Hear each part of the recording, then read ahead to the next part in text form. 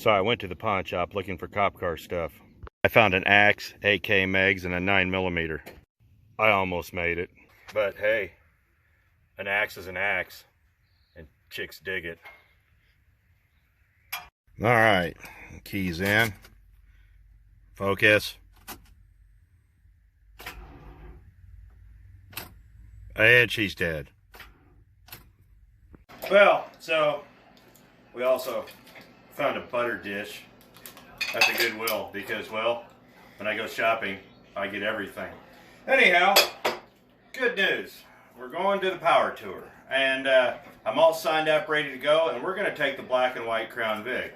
I got the key, so let's go outside, and we're going to go over the car. I'm going to show you what I'm going to do, and then we're going to start getting ready to do it because I don't have a whole lot of time. It is in June, but at the same time with my day job, I have to put in the work when I'm home. So while there's several months till the actual power tour, it's really, I mean, personally, it's going to come down to maybe a total of about 12 to 15 days. So let's go outside and take a look at the car and we'll get going from there.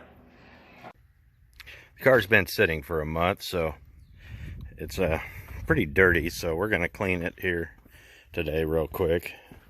But everything, though, for the most part is, you know, holding out. So open it up, get in it, and we'll get it fired up. All right, keys in. Focus. And she's dead. I guess we're going to have to boil the battery. The battery is something that's going to need to be replaced. So let's get this thing started. We'll get it cleaned. We'll take it down to the car wash, and then we'll go over it there and then back here. Got it hooked up, but this is a 50-year-old Montgomery Ward battery charger. It got slammed, so I got to play with this. We're going to have to... I'm going to have to get a new one. Oh, there we go. Ow! That was fire. Ouch. It got me. Ow. Well, it caught on fire, so we'll fix it another day. It actually started smoldering. So let's find some jumper cables or something of equal or lesser value. I did find a pair of jumper cables, but I'm going to have to rebuild them because I'm pretty sure the Cubans have a better pair than this. So let me get these put back together and then we'll get the car jump started. So I got them rebuilt and we got them hooked up to the pickup, so let it charge for a minute. Let's see if this thing will start. All right, let's see it. Oh, there we go. Well, now that it's started, let's shut the hood, go to the car wash. Had the little alternator battery light come on there for a minute. That'll give you a pause. I've already put a new alternator on this, and when you jump start things, usually it's better to just bake it and use a battery charger unless you're in a hurry. But when you jump start things with jumper cables, you have to be very careful because you can blow a battery or destroy an alternator if you do it wrong.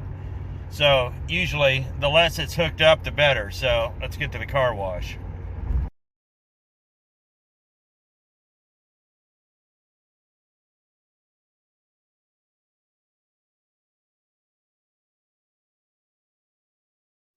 So we're going to start with the pre-soap, then the soap, then the rinse, then the wax. If I do this right, it shouldn't cost me more than about $3.50.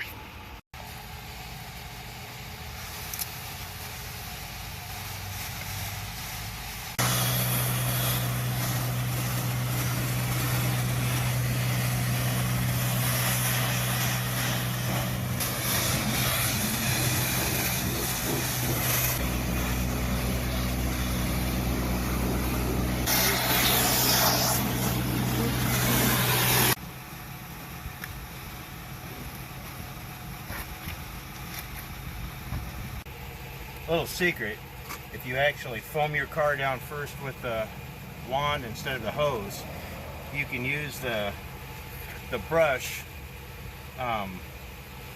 even after it quits giving soap, because there's already soap and the car's already wet, and you won't do any damage to the car.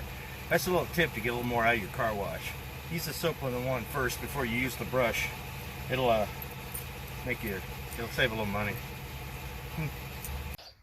Okay, so now that we got the car all washed of sorts, let me tell you what we're going to have to do first. First, we're going to have to go over this rear end.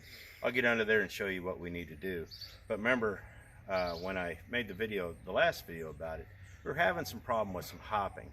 I'm going to show you what the problem is. And we might even address the tires, but that's going to be a hit and miss. These are awful tires, but if I can straighten out the hopping and the bouncing and the vibration with struts, I'll probably do that and just save the tires. But so let's get underneath the car and I'll show you what I'm doing. So I'm crawling under here with my rum and coke, and okay, I'm know where I need to be. I was a little concerned about this spot, but it turns out it's power steering fluid, so now I have two problems. Now let's go and check out the shocks. We're gonna have to pull the tires off here, do the shocks and brakes, which I'm fairly sure the shocks are, well, those look shot. So we're gonna do the shocks. I'm gonna do the brakes, and on both sides. But I also have this sway bar here that you can see right there. And we're going to go over that and make sure all the mounts are still good there. Shocks and brakes will go a long way, so I think that'll really help with my hopping problem. But there's another thing under here I really need to address that I don't want to. It's this evap system. That's the source of my check engine light. And I need to address that. Truthfully, looking at these tires, I probably will look into getting a new set. I really don't want to spend the money, but if I'm going to be driving that far, I'm going to need to do something. I mean, they got a lot of meat on them, but you can already see right on the edges there, they're already starting to get a little chewed. And I haven't had them that long, and they're already about half to the wear bars. Like a good 8,000 mile tire. Already done an important thing, like put a radio in, so let's pop the hood and I'll show you where the leak's coming from. For some reason, when these power steering pumps sit, they just turn into buggers. They both do this, and once the thing gets warmed, it's fine. I may go ahead and take all the power steering fluid out and just clean it out and put fresh fluid in. Contamination is real, so we'll do that.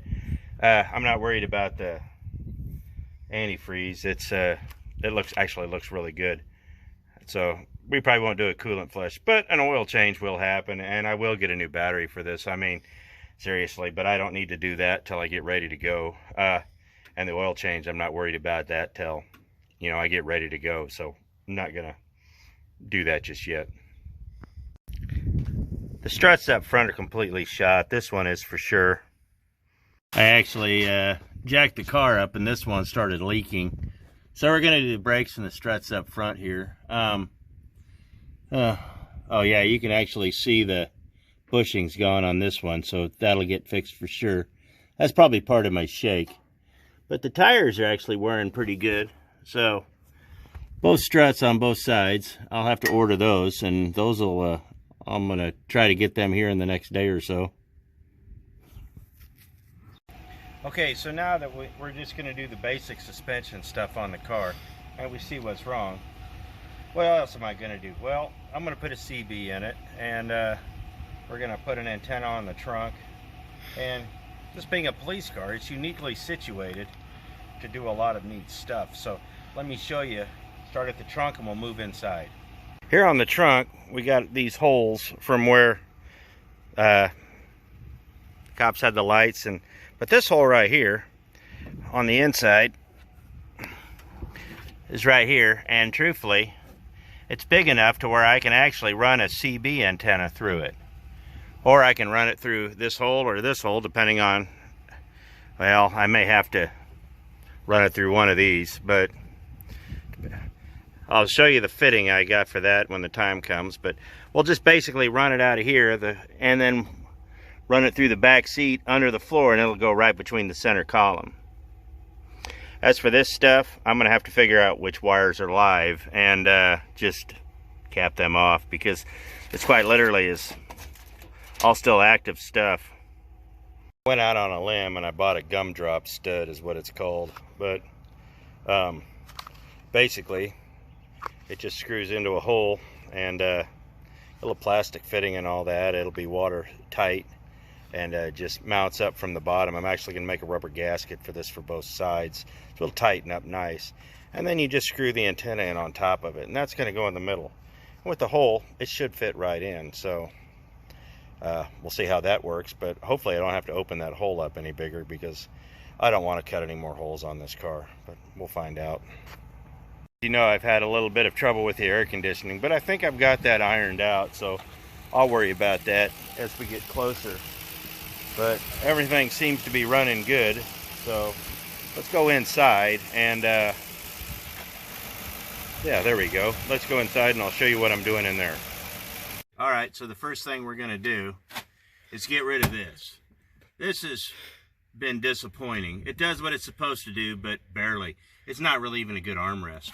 So I'm going to get rid of that, and I'm actually going to put a flat police console down. I don't have the top, but I have the base. So on the base, I'm going to mount a CB radio there and bring it up through the hole in the rubber floor mat. I am going to fix this floor mat here with some Flex Seal, but, well, I mean, you can build a boat with it. I figure I can fix a floor. So I'm going to do that, and then I'm going to put a flat plate up here on the front so I can mount the GPS to it and whatever else I need. And we are going to get a dash cam for it also.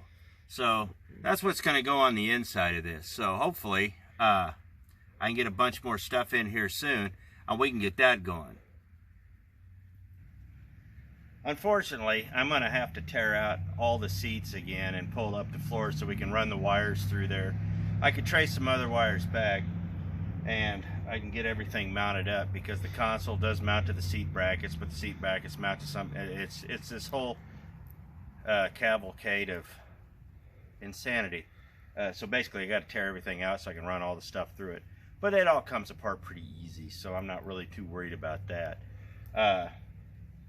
Aside from that, I mean, the interior is going to be pretty basic, but I am going to wire it up, like I said, with the GPS and cameras and other things of that nature. So I'm kind of excited about that. So first the mechanical, and then all the electronics, and we'll bring it all together that way. Well, that's it. Aside from a few things, I decided to go on this power tour trip just because I've been talking about it for years. And 10 years ago when I bought this car, I thought this would be the car I wanted to do it in. And I still do. This car just got lost in the shuffle. But I said I was going to get this car going this year, like I said last year, and consequently the year before that. I can't lie, there's a video of it.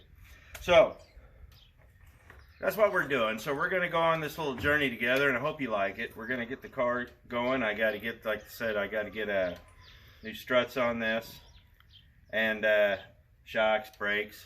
We're going to do all that. We're going to hook the CB up. We're going to just get a little bit of everything. So, yeah, and if everything goes well, hopefully, I'm actually putting money together because I haven't had time to work on this, and I think I'm just going to send it off and have an engine put in it. It's just, with my day job and everything, it makes it really hard. But truthfully, the power tour is something I've been wanting to do for years. I've talked about it for years, and I finally just decided now is the time. If I don't do it now, I'm not going to. And after reading the rules for the power tour, it is affordable. I mean, yeah, hotels are expensive and all that. Registration's cheap. You can do it in anything. I got 5 cars. You know, I didn't know if I was going to do it in the black and white or the white one, you know. And you can do it in a Kia Rio if you want. I can do it in my pickup truck. You can do it in your neighbor's car if they don't find out.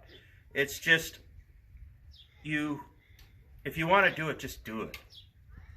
I think it's going to be worth it. Everybody I've talked to has enjoyed it. So I hope you enjoy going on this little journey with me as I get the car ready for the power tour. And I'm kind of excited. I'm kind of nervous. And so we're going to go inside as soon as this video is shot. I got to start putting my hotels together tonight.